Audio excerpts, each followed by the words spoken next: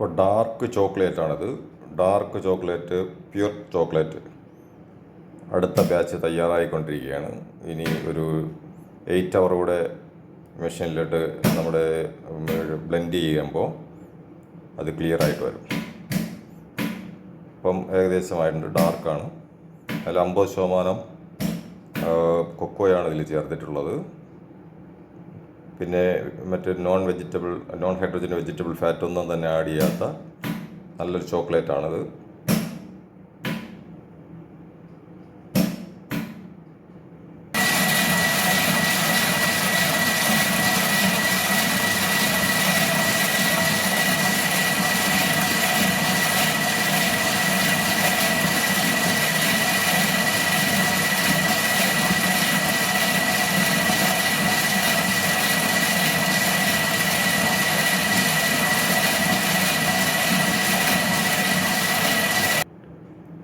അപ്പോൾ ഇത് കഴിഞ്ഞിട്ട് പിന്നെ ഇതിനൊരു പ്രോസസ്സിംഗ് കൂടെ ഉണ്ട്. ടെമ്പറിങ് പ്രോസസ്സിംഗ് എന്ന് പറയും. അതായത് ചോക്ലേറ്റ് ഈ കൊക്കോ ബട്ടർ ബ്ലൂം ചെയ്ത് വരാതെ ഇരിക്കുന്നതിന് വേണ്ടിയിട്ടുള്ളൊരു സ്റ്റെപ്പാണത്.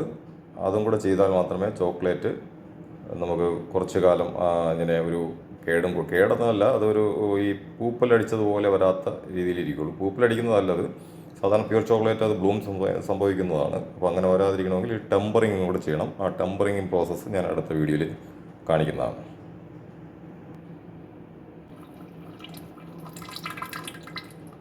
ഇത് കൊക്കോ ബട്ടറാണ്.